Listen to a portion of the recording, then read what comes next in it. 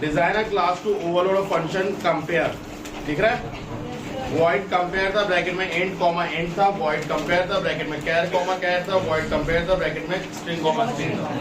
इसमें जो सेकंड वाला है उसमें सोचने की लिए आपको जरूरत पड़ेगी, क्योंकि पहला वाला तो बहुत सिंपल है, एंड में कंपेयर करना है, इफ एल्स लगाओ काम हो गया, या आप लगा सकते हो टेनरी ऑपरेटर, दोनों में से काम हो जाएगा। तो स्टार्ट करते हैं, जैसे import Java dot IO dot start, import Java dot lang dot start.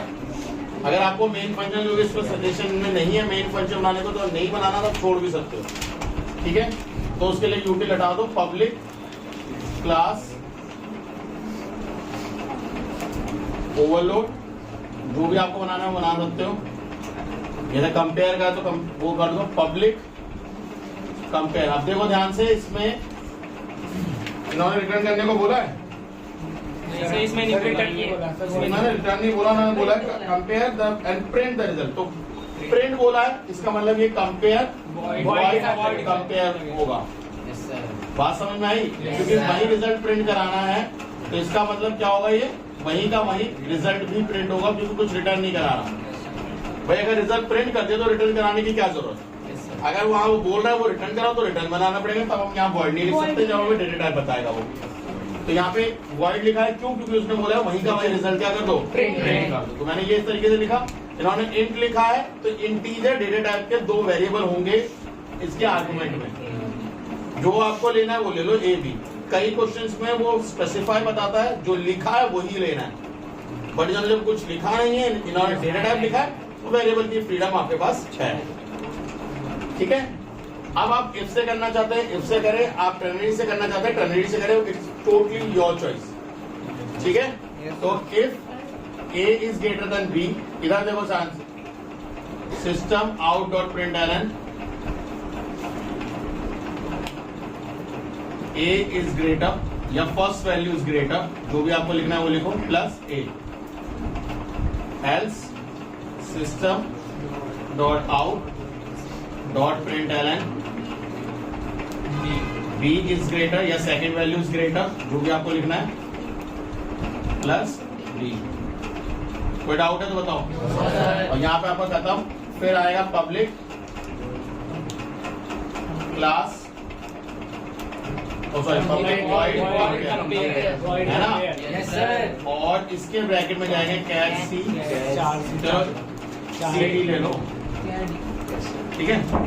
अब इसमें इन्होंने जब एक वर्ड लिखा है, जब इन्होंने ये लिखा है, इन्होंने to compare the numeric value of two characters, तो उनकी न्यूमेरिक वैल्यू। देखो जब यहाँ पे न्यूमेरिक वैल्यू बोली है, तो यहाँ पे इसे दो तरीके से डील कर सकते हो। आप ऐसा भी डील कर सकते हो कि जो आपका जो कैरेक्टर डाला है वो नंबर है 0 से लेके 9 का, और आप उसे कन्वर्ट कर रहे हो इंटीजर पास डॉट इंट लगाकर इंटीजर में, और फिर कंपेयर कर रहे हो। समझो मैं क्या बोल रहा हूँ। एक तो स्काई कोड का कंपैरिजन है, वो बहुत सिंपल है कि आपने इंटीजर में कन्वर्ट करा, उन्हें कंपेयर करा, या आप सी से भी कंपेयर कर सकते हो, वो भी चलेगा। तो कैरेक्टर्स कंपेयर हो सकते हैं, double equal to, greater than, less than, सब कंपेयर होगा। यही लॉजिक उठाओ, नीचे लिखना है, कुछ नहीं करना तुम्हारा। ये तुम चाहते तो इसमें ए और बी लिख दो, यही लॉजिक लिख दो, चलेगा एज इट इज। अब मैं कह रहा हूं, मान लो कोई बच्चा ऐसा सोचे कि जो कैरेक्टर में वैल्यू डल रही है वो 0 से लेके 9 डल रही है, नहीं आया समझ में? मतलब ए बी सी डी नहीं ले रहा हूँ, वो नंबर ही डाल रहा है, बट इंटीजर में ना होगा, किसमें डाल रहा है, कैरेक्टर। तो हम उसको किसमें कन्वर्ट करेंगे, इंटीजर में। तो इंटीजर रैपर क्लास लगानी पड़ेगी, integer dot parse dot int, वो लेके कन्वर्ट करना पड़ेगा उस इंटीजर में, और फिर कंपैरिजन करो। वैसे भी हो सकता है, और उस थिंकिंग पे भी मार्क्स मिलेंगे कि बच्चे ने क्या करा है, कैरेक्टर को इंटीजर की तरह सोचा है, और उसे कन्वर्ट करा है इंटीजर में, और फिर करा। समझ में आया नहीं आया? या फिर आप डायरेक्ट भी कर सकते हो, if c is greater than d, वही अब तो कई लोग हैं ना, ये वाला लॉजिक तो सर इसमें वो भी तो लगेगा, सिंगल कोट भी तो लगेगा, क्यों करेंगे? अरे वेरिएबल है। एक सेकंड मेरी बात सुनना जरा, इसमें हो क्या रहा है जरा बच्चे बताना, ये वेरिएबल है या ये कैरेक्टर्स हैं? भाई वेरिएबल है, कैरेक्टर को एक कैरेक्टर वेरिएबल को एक कैरेक्टर से कंपेयर कराते हैं, तब उस कैरेक्टर को कि वो कैरेक्टर है सिग्निफाई दिखाने के लिए सिंगल इनवर्टेड में लिखते हैं। सही है। जब एक कैरेक्टर वेरिएबल को दूसरे कैरेक्टर वेरिएबल से कंपेयर करा रहे हो तो लिखने की जरूरत ही नहीं। समझ में आया डिफरेंस? समझ में आया क्या बोलो? अगर मैं बोलता कि सी क्या बड़ा है स्मॉल ए से तो मैं ऐसे लिखता, बट मैं क्या बोलूं सी बड़ा है किससे? डी वेरिएबल, दोनों में कैरेक्टर वैल्यू है, बट जो बड़ा है वो लिखते हैं। और ये हम कंपैरिजन किसके बेसिस पे कर रहे हैं? उसके एसक्यूएल कोड्स के बेसिस पे। याद है हम लोगों ने जब वॉवल्स को लिखते थे, एक स्ट्रिंग में से कैरेक्टर को वॉवल्स उठाते थे। जैसे मान लो स्ट्रिंग है, उसको हमने इनपुट लिया है ए डीजे डॉट नेक्स्ट लगाकर नेक्स्ट, ठीक है, लाइन ही नेक्स्ट ले रहे, ठीक है। फॉर लूप लिखते थे, इन आई की वैल्यू 0 रखते थे, I less than equal to A dot length, ठीक है, -1 या लेंथ ऐसे कर दो, है ना।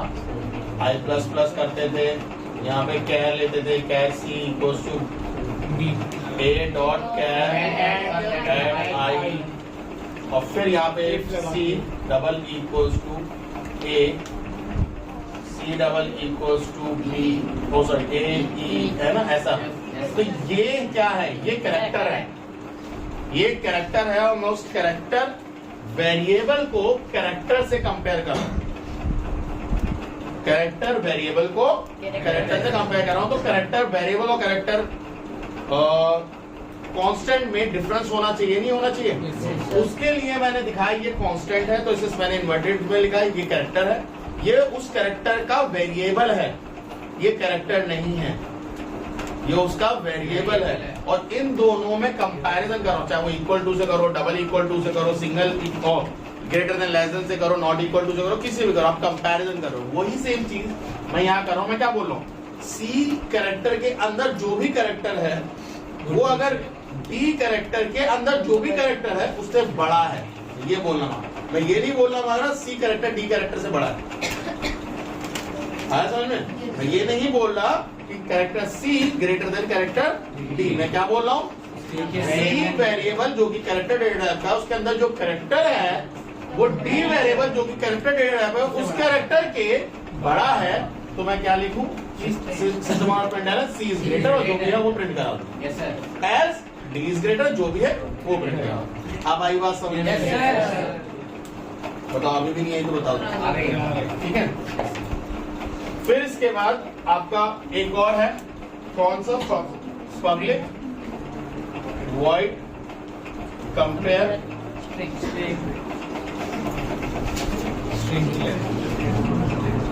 स्ट्रिंग डीएफ ले लें। अब देखो, इसको वहां बोल रहे हैं to compare the length of the two string and print the longer of the two. Compare किसको करना है? उनकी लेंथ। तो अब ध्यान से देखो, एक फिर से लगाया मैंने, e dot length is greater than e f dot length, e is greater as f. और ई और एफ की जगह मेरा मानना ये है कि आप फर्स्ट कैरेक्टर और सेकंड कैरेक्टर, उसे पता नहीं कि ई क्या है एफ क्या है, क्योंकि यूजर को थोड़ी पता है ई और एफ क्या है। तो आप ये डालो, first input is greater then second input, यहाँ डाल दो first value is greater then second value, second value is greater then the first value, और जो वैल्यू से ग्रेटर है वो प्रिंट कर दो। सेम यहाँ पे, सेम वहाँ पे।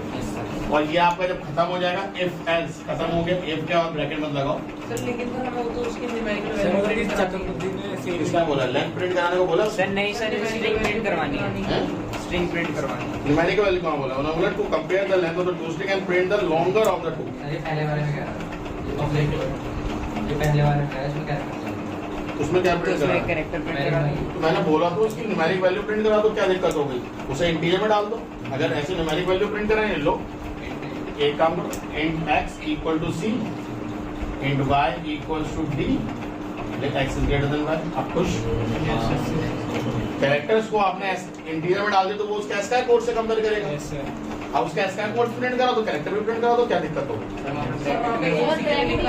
नहीं लग रहा, बिल्कुल नहीं लग रहा, नहीं लगेगा, नहीं लगता भाई, करके देखना, नहीं लगेगा। वो जो डायरेक्ट पास कर लेता, उसका एसक्यूएल कोड डालता है। देखो कैरेक्टर्स में जो कैरेक्टर डालते हैं वो हम हम कैरेक्टर्स को कैरेक्टर की तरह डालते हैं, कंप्यूटर उसको कैरेक्टर की तरह नहीं लेता, वो उसको एस्काई कोड्स की तरह लेता है, तो वो डायरेक्ट एस्काई कोड्स पे लेगा। समझ में? हाँ, इसका मतलब ये लूजली कन्वर्जन नहीं है। नो। और कोई डन? Yes sir. खत्म, नो मेन फंक्शन। सही है? Comments, variable discussion, it's up to you. ठीक है, वो मेरा कोई, कल हम फिर से एक और प्रोग्राम करेंगे। सर मैं वैसे स्ट्रिंग को डाल सकते हैं इंटीजर में? स्ट्रिंग को इंटीजर में नो, नहीं जाएगी। स्ट्रिंग को कैसे इंटीजर में डालते हैं मेरे भाई? स्ट्रिंग के तो बहुत सारे स्ट्रिंग तो सुनो इंटीजर एरे में डालते स्ट्रिंग हैं। देखो, कैरेक्टर को इंटीजर में हम इसलिए डाल रहे हैं क्योंकि कैरेक्टर एक इंडिविजुअल एंटिटी है, एक इंडिविजुअल, उसकी एक पहचान है, और कंप्यूटर ने उसको समझने के लिए ऑलरेडी उसका एक एस्काई कोड बना रखा है, और ASCII code already data type number में है जिसे हम इंटीजर्स बोलते हैं, तो वो इजिली ट्रांसफॉर्म हो जाता है। ऐसा तो इंटीजर कैरेक्टर में डल सकता है, बताओ? Yes sir. वो फोर्सफुली कन्वर्ट है, हाँ, तो वहां आपको अपने ब्रैकेट में कैल लिखना पड़ेगा। सर इंटीजर कैरेक्टर में बदल जाएगा? नहीं डलेगा, उसकी स्टोरेज ज्यादा है। 65 कैरेक्टर में, लेकिन उसमें सिर्फ हमें कैरेक्टर के प्लेस पे हमें 6 या फिर 5 डालना पड़ेगा।